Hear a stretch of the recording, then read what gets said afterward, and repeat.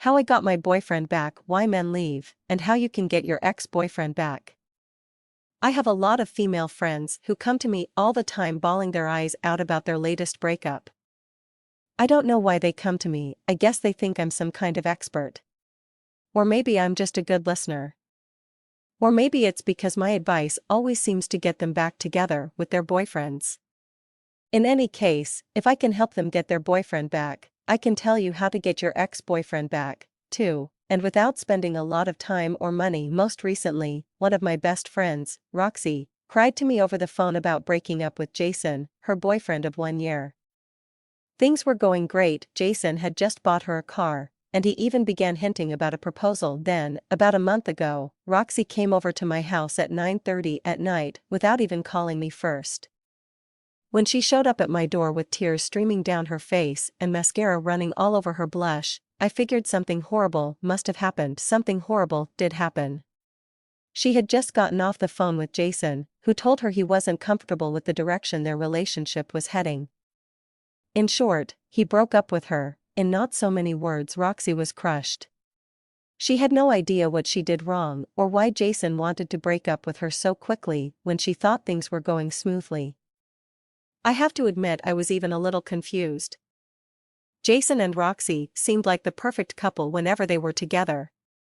As Kanye West would say, they weren't meant to be, they just happened, and they happened very well. After I got her calmed down and able to speak coherently, it's amazing what a cup of instant chai tea mixed with a little milk does to one's nerves. I asked her to back up a few months and explain some of Jason's recent behavior. Was he going through changes at work? Did he take a cut in pay? Was he worried about being able to provide for himself and for Roxy if they married? Then I asked her how she might have changed in the past few months. Did she gain weight? Was she letting herself go? Was she ignoring Jason's needs in lieu of her own? Was she too busy with work or shopping to fit in enough with Jason? That got her thinking a lot. Yes, she decided, it was probably more her than him. Although there were a few shakes going on where Jason worked, he wasn't laid off and he didn't have to take a pay cut, so he was in fine condition financially, so that probably wasn't the problem.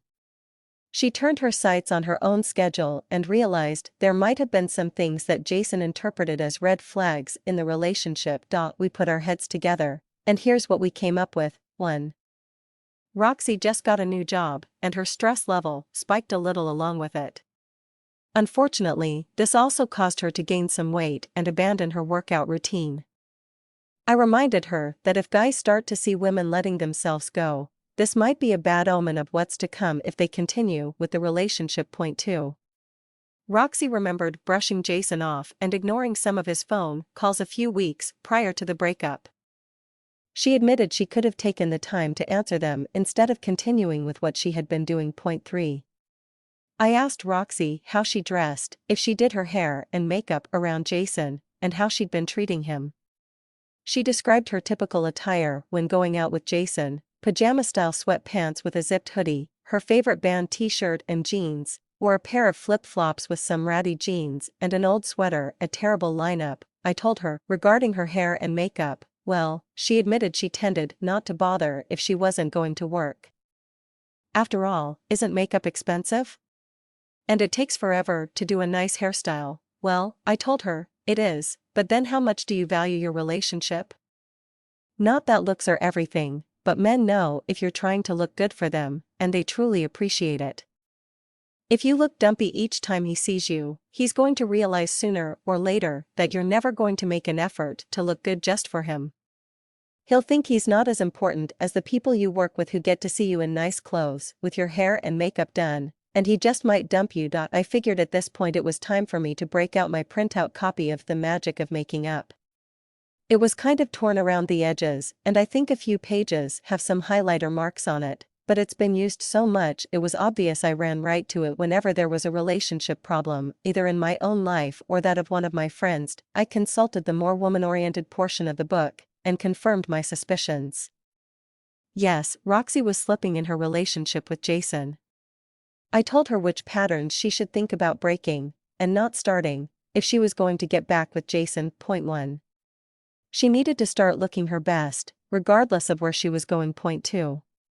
She needed to determine what it was about her character that made Jason love her so much in the first place. 3. She needed to start behaving the same way she did when Jason was first attracted to her. 4. She needed to not text him, call him, or run over to his house all the time during their little breakup period. Already she had texted him 8 times before coming to my house, and I told her she couldn't get into that habit if she wanted Jason back, which she did. After that I sent her home with my copy of The Magic of Making Up in hopes that she would return it when she got back together. Sure enough, 3 weeks later, she and Jason had worked out their differences. 2 nights ago, Jason proposed to Roxy. Can you imagine the thrill she experienced? She told me she was so worried about losing him that she followed every single rule in the book to get him back. Well, as you can see, it worked. Roxy found out how to get an ex-boyfriend back before it was too late to salvage her relationship. She told me she'd have had no idea how to patch things together otherwise.